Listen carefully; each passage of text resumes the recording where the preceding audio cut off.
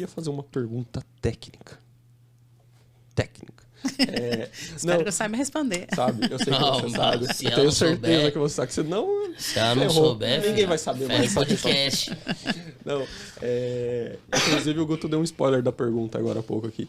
Tem uma pergunta que eu recebo muito durante os meus cursos, porque quando eu estou falando lá de mobilização precoce, tem uma hora que eu falo dos critérios de segurança e dos critérios laboratoriais. E aí eu falo de plaquetas, né?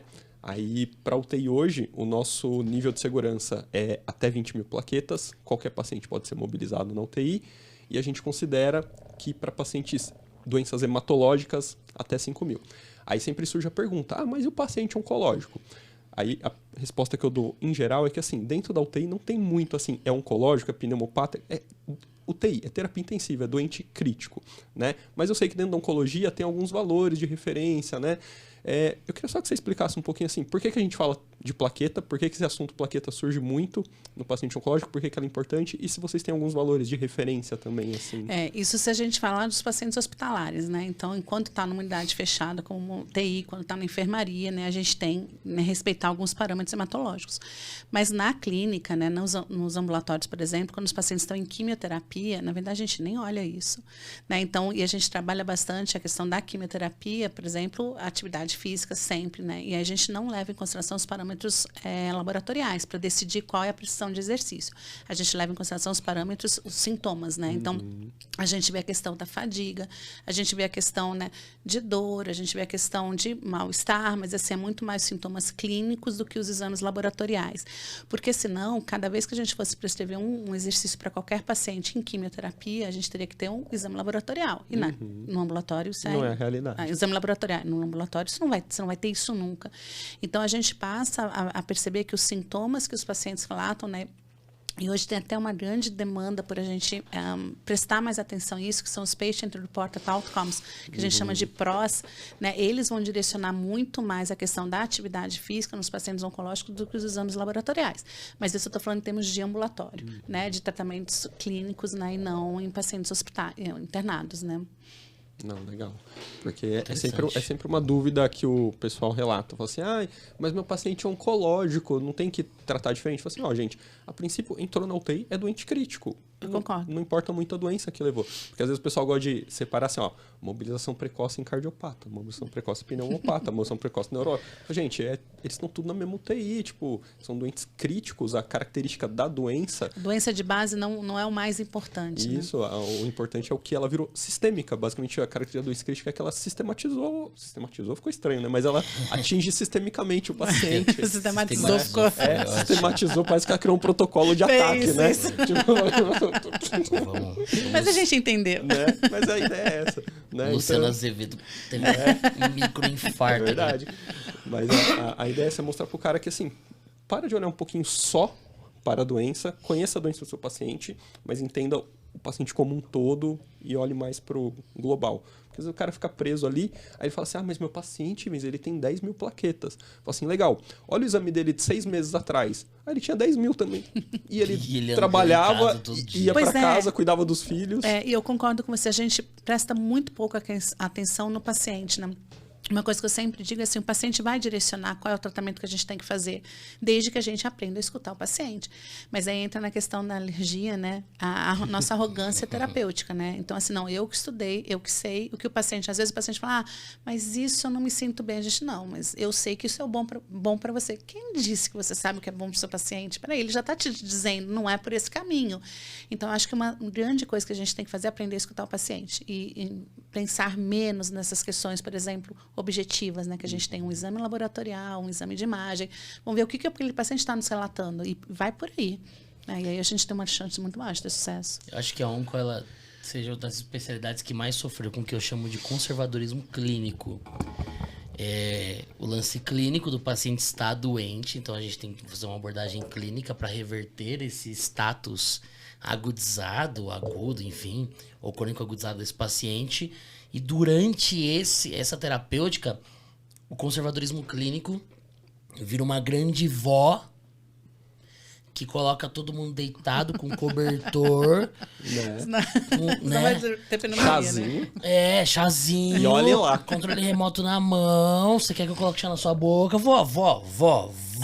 Adorei essa analogia. Mas é um conservadorismo clínico.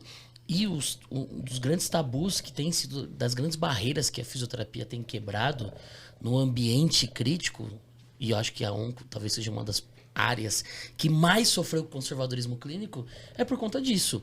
Como empregar a funcionalidade contra as avós. Vou usar muito na aula agora, contra as avós. Como empregar a funcionalidade nesse contexto. E é sobre o que a gente estava falando, sobre o que você falou.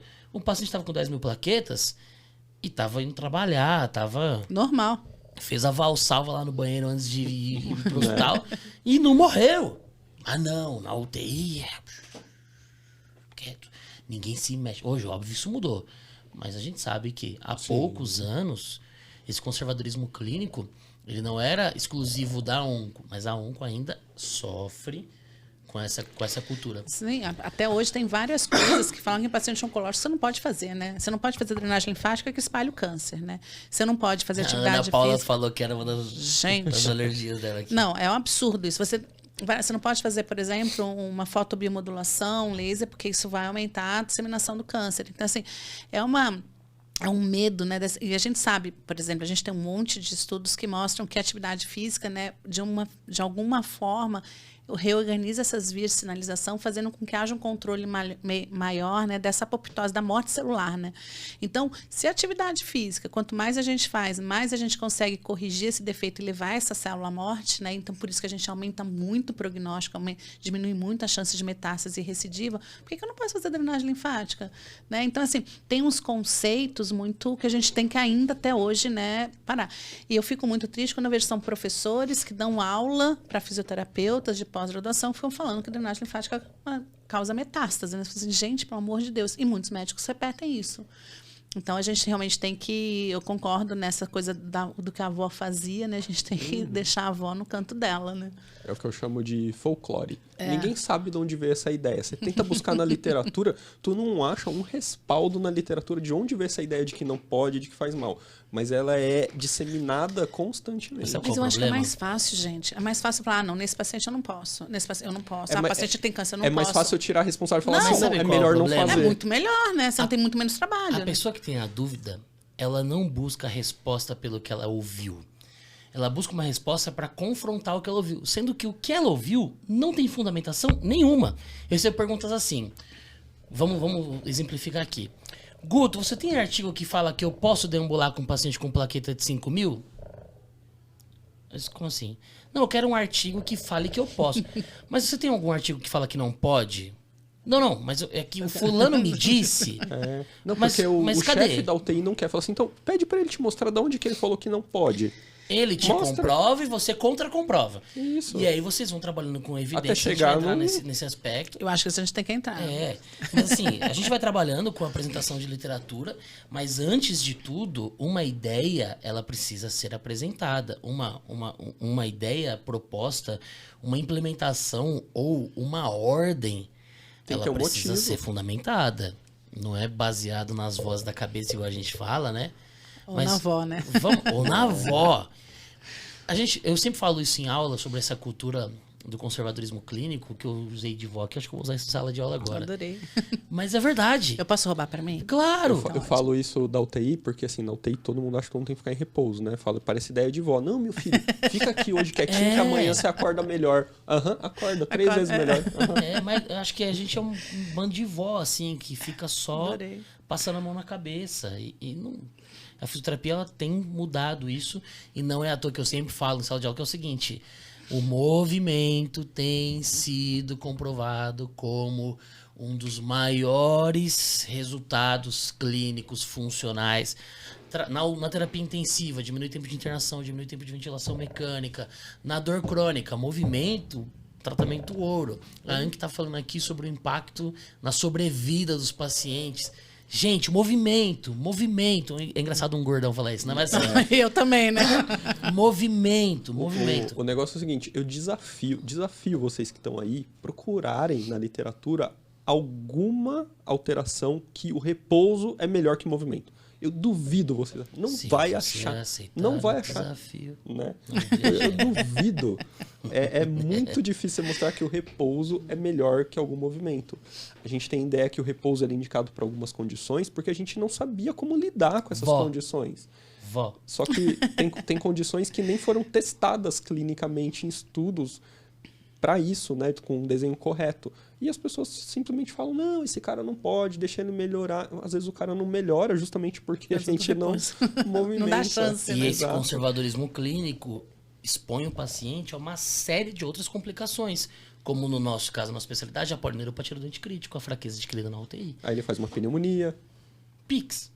Entendeu? Não PICS do banco, né? a síndrome. Síndrome pós-cuidados PICS intensivos. não tão bom, né? PICS horroroso. Manda o PICS. Síndrome pós-terapia intensiva. Que piada horrorosa. Acho que eu vou montar um slide usando isso aí. Imagina, faz o PICS. O paciente tem PICS, aí entra um negócio verde escrito PICS. Assim. Olha como a gente viaja, Anki. Mas é uma viagem maravilhosa. Tô adorando. Só que assim, já foi uma hora e meia e a gente nem percebeu. Eu vou colocar um ponto e vírgula aqui pra gente abrir, que existem algumas perguntas. Eu queria ler pra você essas perguntas. Uma delas...